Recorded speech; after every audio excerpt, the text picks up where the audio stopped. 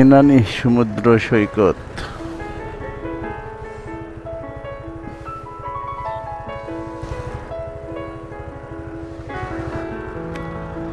জোয়ারের সময় জোয়ার আসতেছে। এই পর্যন্তই। আমরা এখন কক্সবাজার ব্যাক করব।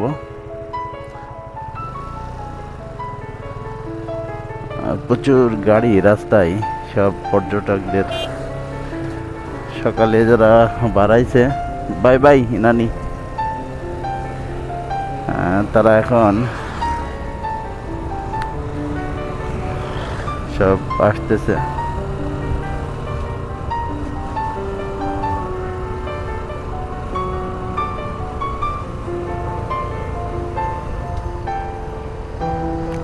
আমরা একটু মিনি বান্দরবনে ঢুকবো,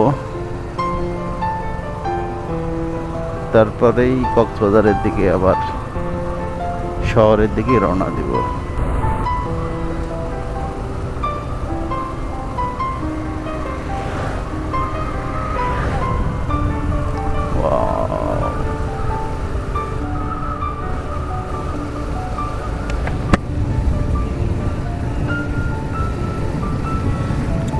অসাধারণ রোড, অসাধারণ।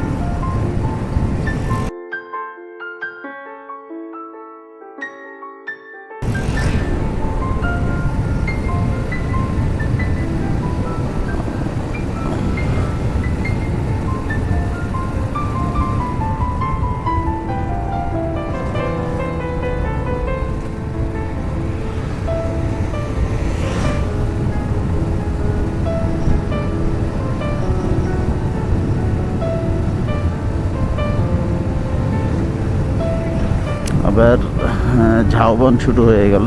এটার পরেই ওইদিকে ঝাউবন, ঝাউবনের পরেই সমুদ্র সৈকত।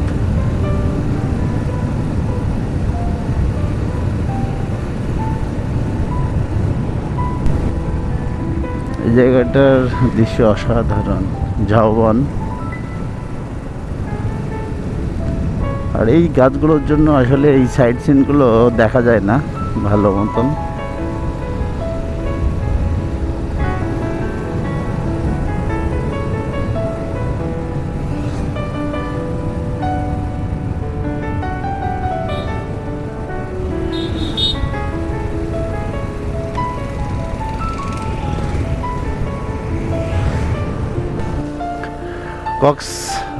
বাজারের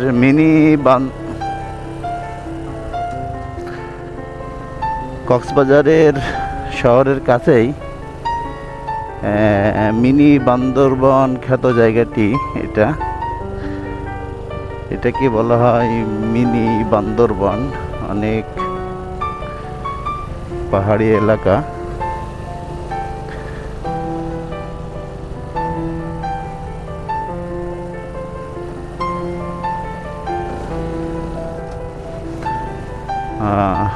দেখতে থাকুন মিনি বান্দরবন।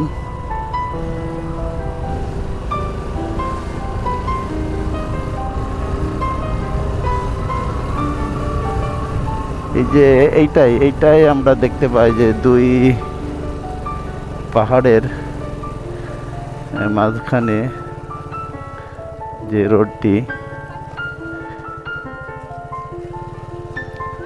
এটাই হলো মিনি বান্দরবন। আসলে বান্দরবনের মতনই জায়গাটি, অসাধারণ অসাধারণ। এখানে সব পর্যটকরা আসে এবং এখান থেকে সব বেড়ায় যায়। অনেক দোকানপাট এখানে, যেহেতু পর্যটকরা আসে, এখানে অনেক দোকানপাট আছে। তো বসে থাকো।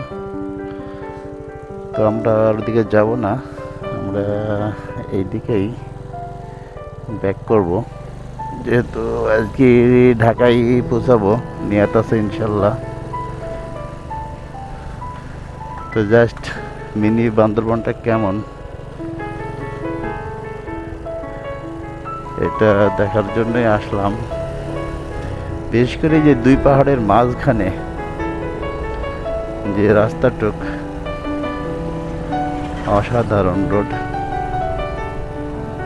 অসাধারণ অসাধারণ।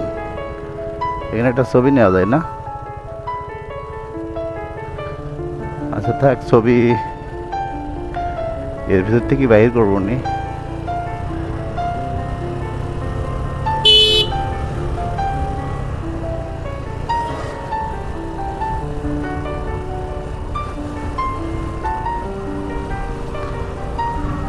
তো আপনারা দেখলেন কক্সবাজারের সন্নিকটে এই জায়গাটার নাম কি? এই জায়গাটার নাম কি? এই জায়গাটার নাম কি? মিনি বান্দরবন। স্থানীয় নাম কি? স্থানীয় নামটাও জানার দরকার ছিল। সোনাপাড়া। সোনাপাড়া মোড় থেকে এই ঠিক কক্সবাজার থেকে যারা আসবেন তাদের বাঁ হাতে, এটা হলো ধোয়া পালং রেঞ্জ। এটা হলো ধোয়া পালং রেঞ্জ, কক্সবাজারের বন বিভাগের। ঠিকই আছে, আমরা বান্দরবন হয়ে বান্দরবনে গিয়েছিলাম, তো বান্দরবনের মতনই কিছুটা ফিল, পরিপূর্ণই ফিল। তো okay, thank you very much.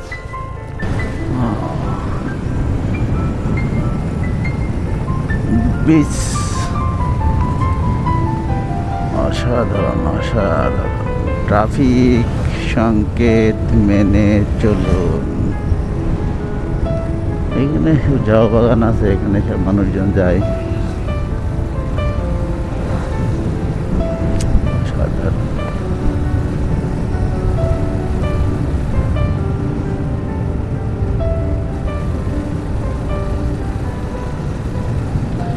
রোডটা অসাধারণ রোড। রোড ভালো না হলেই সমস্যা। পর্যটকবাহী এই গাড়িগুলো অনেক অনেক জোরে যায় এবং আপনাকে চাপা দিতে পারে, এই জন্য একটু সাবধান তাদের কাছ থেকে।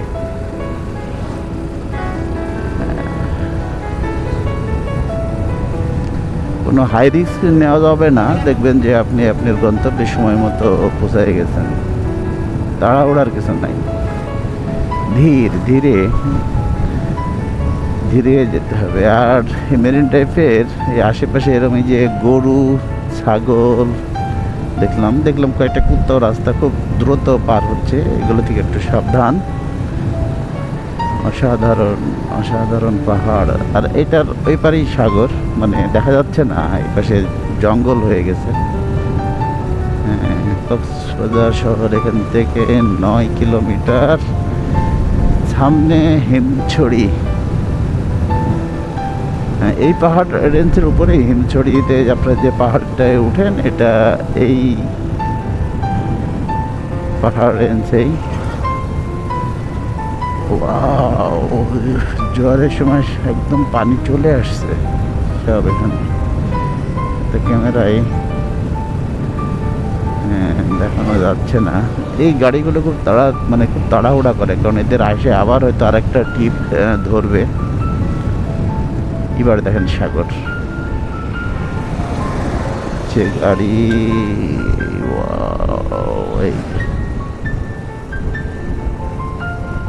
অসাধারণ অসাধারণ, এক্সিলেন্ট, সার্থক। এটা কিন্তু হিমছড়ির ঠিক সামনের। এটা কিন্তু হিমছড়ির একদম সামনের পয়েন্ট, সমুদ্র সৈকতটা। একদিকে পাহাড় আর একদিকে অসাধারণ। আর ডানে এটা দেখতেছেন, এটা হলো হিমছড়ি। হিমছড়িতে ঢুকবো না, এই যে এই সাইড দিয়ে গেলেই হিমছড়ি ঝর্ণা ও ইকো ট্যুরিজম পার্ক। ঝর্ণাটার আর অথেন্টিক নাই, এটা প্রাকৃতিক নাই, আর এটা ইট দিয়ে একটু কেমন করে ফেলছে।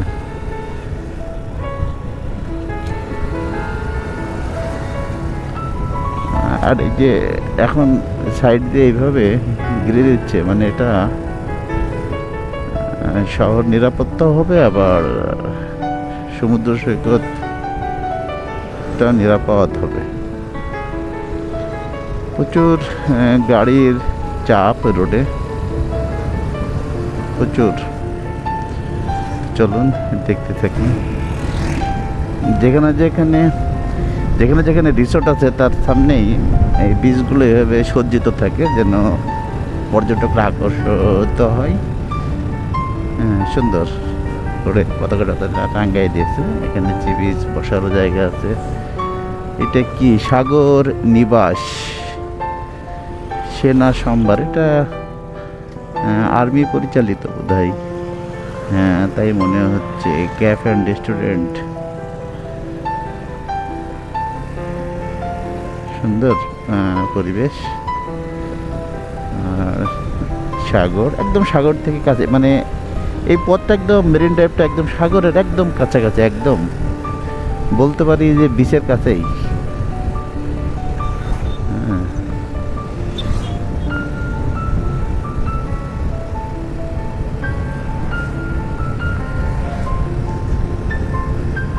এখানে বড় বড় জিও ব্যাগ দেওয়া আছে, এই যে এগুলো যেন জোয়ারের সময় বা ঝড়ে যখন জলোচ্ছ্বাস হয় তখন যেন রাস্তার ক্ষতি না করে।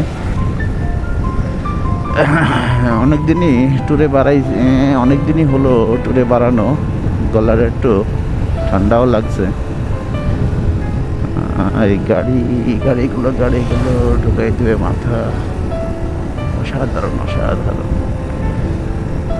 সাগর বাংলাদেশের সম্পদ।